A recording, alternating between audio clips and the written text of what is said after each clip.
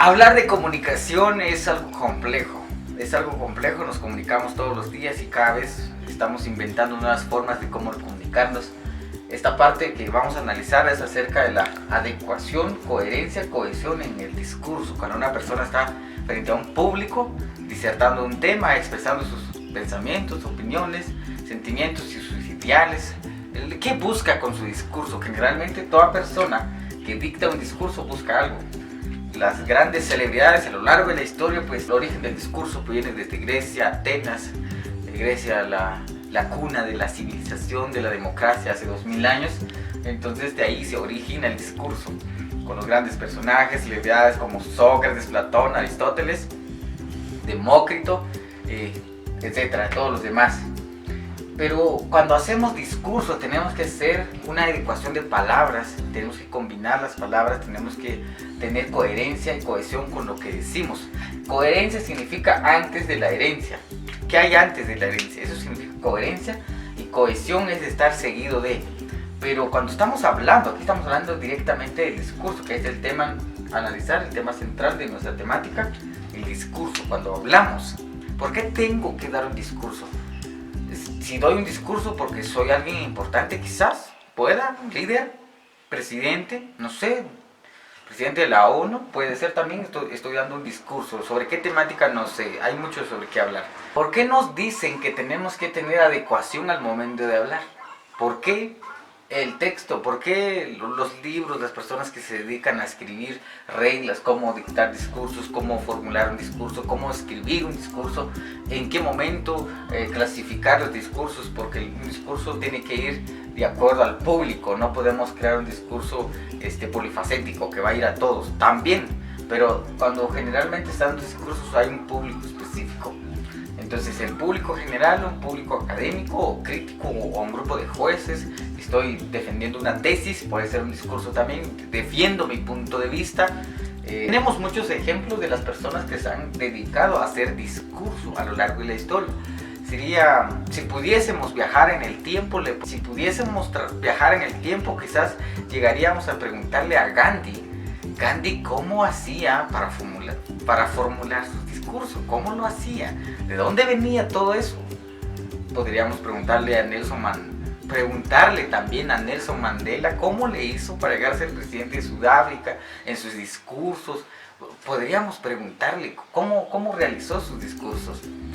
Luther King también, un gran personaje que peleó por los derechos de las personas de piel negra en los Estados Unidos, porque anteriormente, en los años 80, hacia atrás, los negros no podían subir a un autobús donde iban los blancos. Los negros no podían ir a comprar en un supermercado donde estaban los blancos. Los negros no podían ir a una universidad donde estaban los blancos. Si tú mirabas a una persona con un traje blanco y es de piel blanca, era un médico. Si mirabas a un negro con traje blanco, seguramente era un paletero. Entonces los negros en los años 80 hacia atrás no podían estudiar. Hasta ahora que tenemos personas dedicadas a la intelectualidad, personas de ciencia que son de piel negra, porque anteriormente pues no se daba la oportunidad, no había educación para los negros. Entonces el señor Luther King viene, formula su discurso y pelea por los derechos de los negros. Un día el señor Luther King, como todos, cada vez que dictaba su discurso, enfrente había una fila de niños, y ahí hay niños de color. Entonces Luther King estaba dictando su conferencia, hablando sobre los derechos de los negros. Y Luther King se quedó viendo al niño porque fue el primer niño a llegar a la conferencia. Cuando Luther King termina de dar su conferencia, pues a las afueras del auditorium se soltaron globos de todos los colores a los cielos. El niño se acerca a Luther King lo abraza y lo toma en sus brazos y observan cómo se elevan los globos. Entonces el niño le pregunta a Luther King y le dice: ¿los globos negros también vuelan? Porque no habían globos negros, solo de colores. Entonces Luther King le dice al niño: los globos no vuelan por su color, vuelan por lo que llevan dentro. Una persona no vale por su color, vale por lo que lleva dentro, por lo que es por dentro. Una gran reflexión. Este señor dio muchos discursos. Teníamos también al señor Miguel Ángel Cornejo, muchos discursos. Yoko Kenji, un pastor colombiano. Tenemos también a Jesús Huerta de Soto, que también da discurso. Marco Antonio Regil, Carlos Casuga, muchas personas que se han dedicado a hacer discursos. Pero preguntarle, tener una conversación con estas personas sería un privilegio, de preguntarles cómo formulan sus discursos o por qué. Yo lo siento que la vida misma nos hace formular discursos. Cuando sentimos algo, cuando nos apasiona algo, y esas son nuestras convicciones, son nuestros ideales, luchamos por eso. Las convicciones que yo tengo es defender al planeta, defender a la madre naturaleza. Entonces mis discursos se enfocarían en eso, hacer conciencia a los seres humanos sobre el impacto de nuestras acciones sobre la naturaleza. Si yo defiendo la familia, el aborto, peleo por eso, entonces peleo, mis discursos serán enfocados en esa. Si yo me dirijo a ser presidente de la república de un país, mis discursos serán enfocados. Vamos a combatir la delincuencia, vamos a combatir la pobreza, la corrupción, vamos a dar insumos, suministros a la salud, y en total estos discursos. También el discurso es parte donde los seres humanos manipulan. El discurso ha sido utilizado como una manipulación. La ignorancia, la manipulación mediática pues no tiene remedio. La ignorancia es un mal que vende sin fronteras, porque una persona que se formula un buen discurso, que se postula para ser presidente, pues créanme, es que si usa las palabras correctas puede convencer a un público, llegar al poder, y cuando está al poder no haga nada. Siempre ha pasado, pues tenemos mucho ejemplo de ello. El discurso ha sido utilizado en muchos ámbitos, ha sido utilizado en varios escenarios de la vida, en la religión, en las ciencias, en lo político, en lo económico. Entonces pero para eso hay que tener una adecuación, hay que tener coherencia con lo que decimos. Si no volvemos a caer otra vez en lo mismo. Tenemos a muchos gobernantes, muchas personas que han realizado discursos para llegar al poder, y cuando están en el poder no hacen nada. Un país que no conoce su historia es un país que está condenado a repetirla. Por eso es importante leer la historia. Pero vamos a ver ahora cómo formulamos un discurso, partes de un discurso y de este tema. Cómo logramos cristalizar nuestras ideas en papel, en presentaciones de PowerPoint, en press y videos. Cómo hacemos transmitir esos pensamientos que hay en nosotros.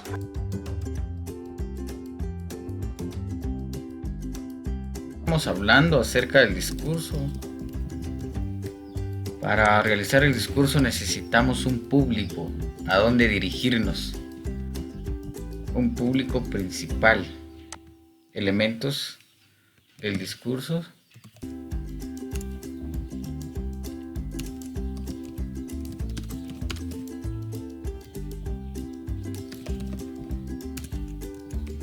¿cuáles serían los elementos del discurso? Necesitamos, en primera instancia, un público. Elementos, aquí vamos a poner elementos del discurso.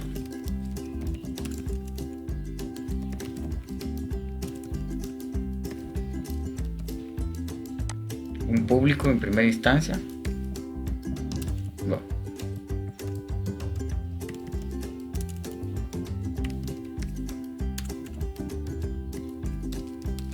Público. El tema a disertar. Un contexto.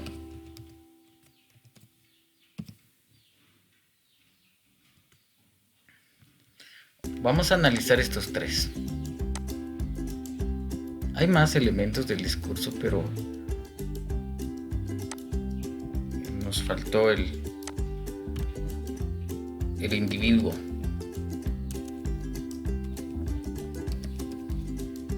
Que sería el conferencista,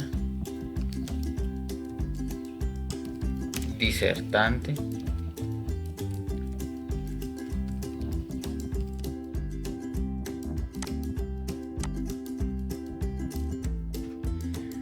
para poder ejecutar el discurso necesitamos un público, un tema, el contexto.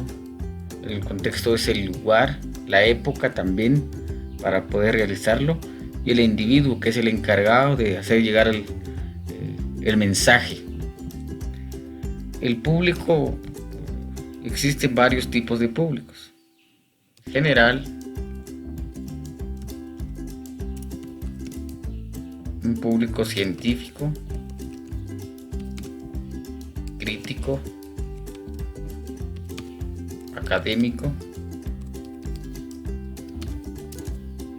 etcétera. Acá D, me faltó el acento, crítico también, acento acá. Recuerden que las palabras en mayúsculas se acentúan. Científico también. Este es el público. Si mi temática es acerca de la política, si mi discurso se enfoca en la política, entonces debo dirigirme a qué público creen ustedes, al general, al científico, al crítico y al académico.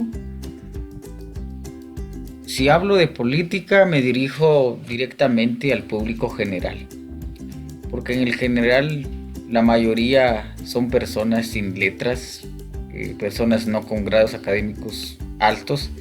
Entonces tengo que dirigirme a la mayoría porque ellos son los encargados de llevarme al poder, la mayoría. Porque si me dirijo a un grupo crítico, puedan que hayan 100. Si me dirijo a un grupo académico, puedan que hayan 1000. Si me dirijo a un grupo general, puedan que hayan 100,000. Entonces sí tengo ventaja.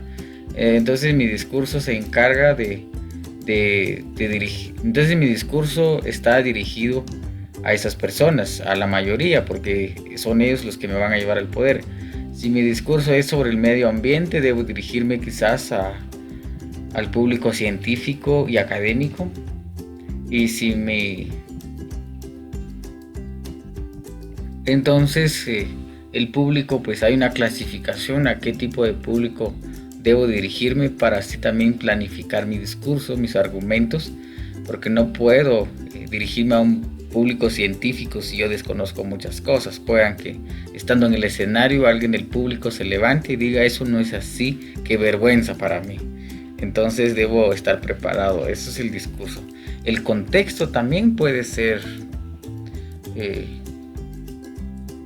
cuando hablamos de contexto, así como se está dando en Guatemala y en el mundo, de esto de la pandemia, esto es un contexto.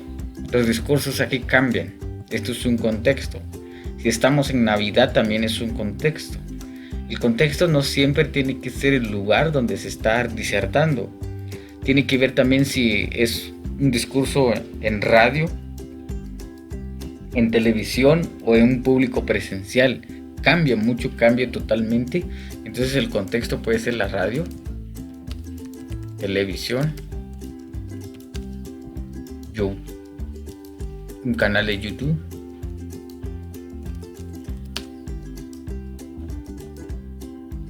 también puede ser presencial, un público presencial. Esto es el contexto, puede ser política, religión, emprendimiento, etcétera, porque hay más.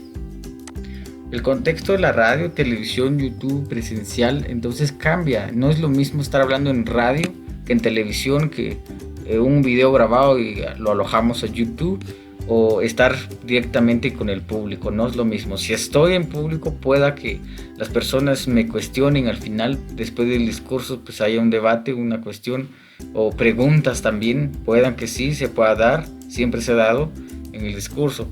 Y el individuo pues debe estar preparado para eso. Una persona que se dedica a hacer discurso pues debe estar preparado. Al finalizar, al finalizar de este video, pues vamos a agregar un discurso realizado hace 3 años. 3 años que realizamos ese discurso.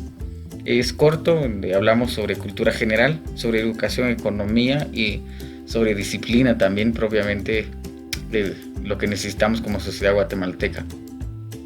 Esos son los elementos del discurso.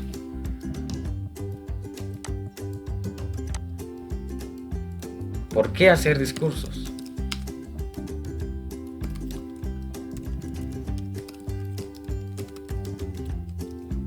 Un discurso, sí.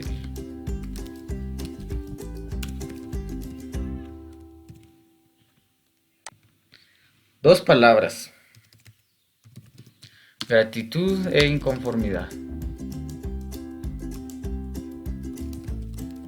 Por esas dos palabras hacemos discurso. Por la gratitud, amamos, tenemos ideales, soñamos, creemos, etc. La inconformidad. Por la inconformidad trabajamos mucho, estamos poco en casa, estudiamos otra carrera, optamos por 2 trabajos, dejamos la familia, nace el odio, la corrupción, la envidia, el egoísmo, etc.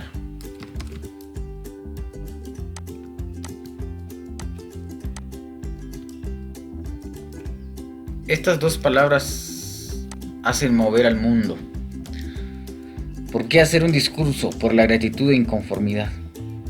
Por la gratitud amamos, tenemos ideales, soñamos, creemos, respetamos, buscamos el bienestar de los demás, la justicia.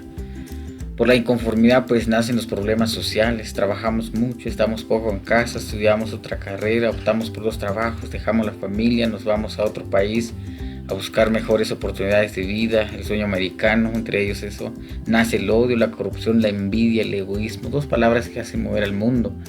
Entonces, ¿qué pasa cuando una persona tiene gratitud?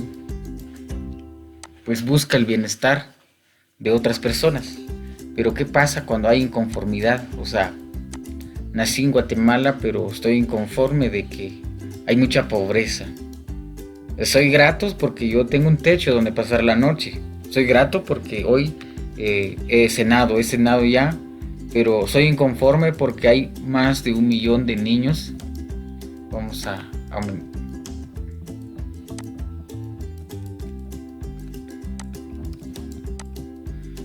Soy grato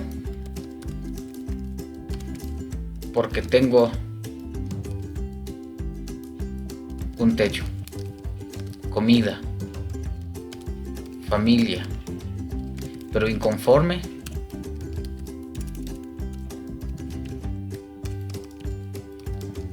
porque muchos niños no lo tienen. Soy grato porque tengo salud, educación, pero muchos están en los hospitales, en la pobreza, y otros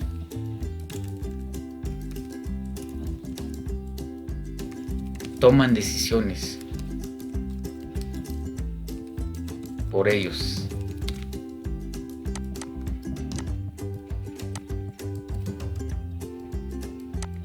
Y tengo un error, decisiones por ellos.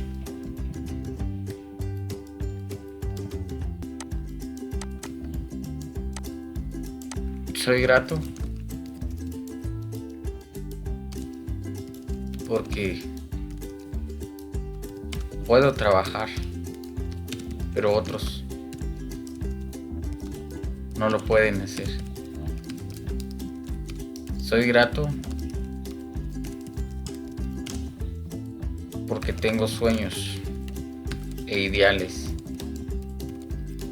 libre albedrío,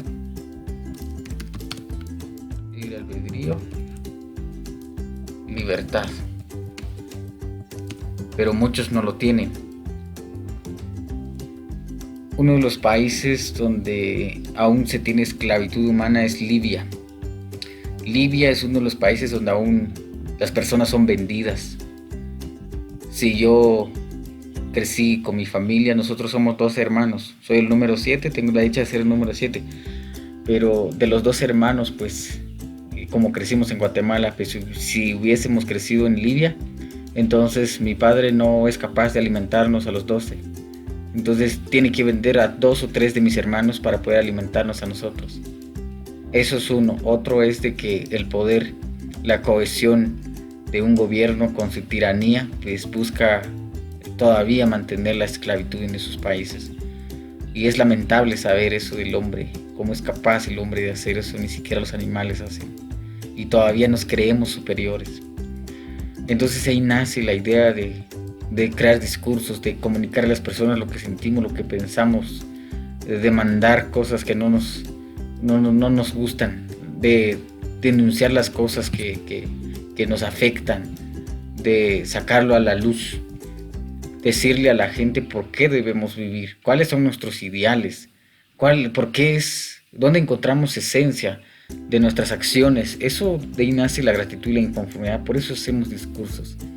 Si yo hiciese un discurso sobre el medio ambiente, estoy agradecido porque aún tenemos árboles, pero estoy inconforme de que se están talando muchos árboles.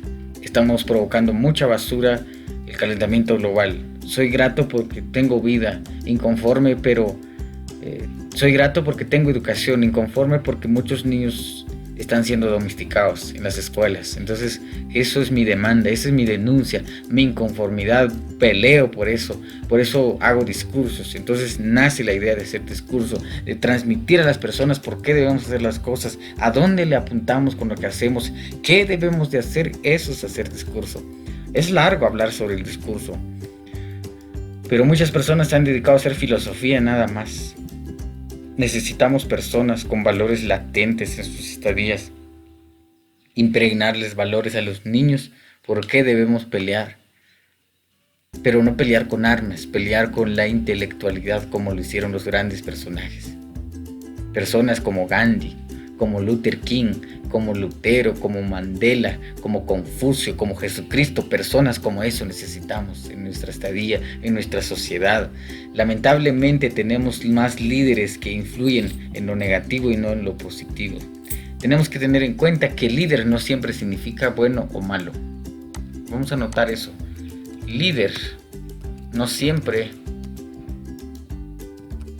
significa bueno o malo. Solo es líder.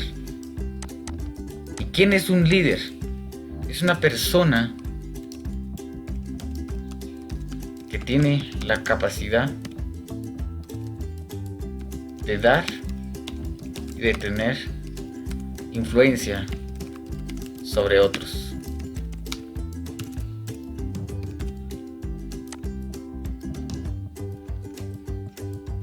Ese es un líder.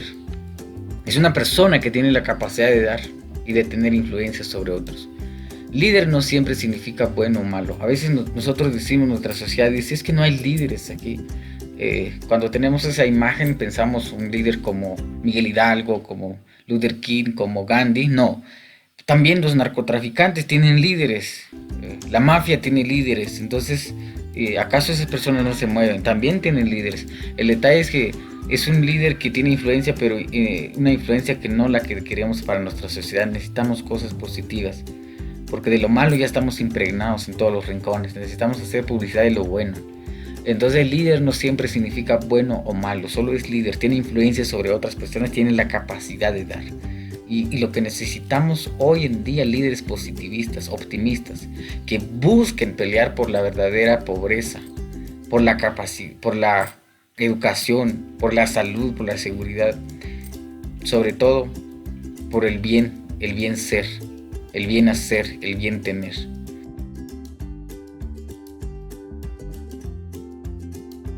Educación formativa es sinónimo de disciplina. Los problemas que a diario enfrenta nuestra nación han sido por la falta de educación. Los problemas sociales que Guatemala tiene son como un árbol grande. Y lo que están haciendo muchas de las autoridades educativas, gubernamentales, estatales y militares es cortando las ramas de este árbol. Para que este árbol malo muere, se necesitan cortarle sus raíces. Y las raíces de los problemas sociales han sido por la falta de educación. Educación formativa, educación de valores, y no son los conocimientos. ¿Saben para qué han servido los conocimientos? Pues para fregar al que no sabe. Se aprovechan por tener el rápido y fácil, porque ellos sí saben y tú no. ¿Por qué hoy en día en las graduaciones de este lado es certificado un nuevo profesional y del otro lado bajando un desempleado más? Y ustedes saben, señores, lo que nuestro gobierno tiene que gastar en poner policías y más policías, en candados fuertes, en videocámaras, porque no se invirtió en educación. Educación formativa es, si no es tuyo, debe ser de alguien. Si no son tuyos los crayones, niño, que encontraste hoy en la escuela, debe ser de alguien. Eso es educación formativa. Si están por el parque y se encuentran una billetera que no es suya, debe ser de alguien. Pero ¿qué hace la mayor parte de personas? Se encuentran una billetera en el parque y lo primero que ven es cuánto dinero trae y no les interesa si trae identificación. Se dan una media vuelta, justo está la iglesia a la par y dicen: ay, Diosito, ¿cómo supiste que tan fregado andaba? ¿Se la devolviste? No, pero cuando te educan bajo un principio de que si no es tuyo, debe ser de alguien. Señores, si van a una fiesta y se encuentran una señora que no es suya, debe ser de alguien. Eso es educación formativa. Las Biblias no son permitidas en las escuelas, pero en la cárcel sí. Si dejaran a los niños leer las Biblias en las escuelas, muchos de ellos no llegarían a leerlos en la cárcel. Hablando del tema de economía, el Japón es la segunda potencia económica mundial declarado en el 2010. Ahora yo pregunto, ¿quién es más rico? ¿Guatemala o el Japón? Por supuesto que Guatemala, pero ¿por qué Guatemala no es una potencia económica mundial? 8 mangos en Japón valen $100. Guatemala tiene todo para ser una potencia económica mundial. Los únicos que no lo sabemos somos los guatemaltecos. El extranjero sí, por eso viene e invierte. 8 mangos en Japón valen $100. Y en la costa se pudren los mangos. Le dices a mis amigos costeños: oye, ¿por qué no bajan los mangos? Pues ¿para qué? Pues para venderlos. No, pero si nadie me los compra. Pero cómo un país llega a ser una gran potencia económica mundial se debe a la educación formativa que se da en ella. 3 problemas que yo veo que tiene Guatemala, que si no lo sabemos resolver de raíz, ni porque venga el doctor Simi a ser presidente en Guatemala, no salimos adelante. Primer problema que tiene Guatemala: no somos autosuficientes en nuestros alimentos. Segundo problema que tiene Guatemala: ¿quién de ustedes va a querer que su hijo o hija sea maestro? Pues ya nadie, porque saben que de maestros no se pueden hacer millonarios. ¿Quién va a educar al futuro de Guatemala? ¿Con qué principios? ¿Con qué valores? Y la única forma de generar riqueza, señores, es a través de la educación. ¿Pero quiénes tienen la culpa? ¿Los padres de familia? Salen todos los domingos a pasear con los niños en la mano y dicen: ¿ya te fijaste, hijo, en qué carrazo anda ese güey? ¿Ya te fijaste, hijo, las botas que lleva ese güey? ¿Ya te fijaste la ropa que lleva ese güey? El teléfono que lleva ese güey, la casa de ese güey, y todo es güey. Y cuando le preguntan al niño: hijo, ¿qué quieres hacer cuando seas grande? Pues güey, papá. Si yo le digo a mi hijo: hijo, diga conmigo, mentir es malo. Diga 100 veces conmigo, mentir es malo. El niño lo va a hacer. Ahora diga conmigo: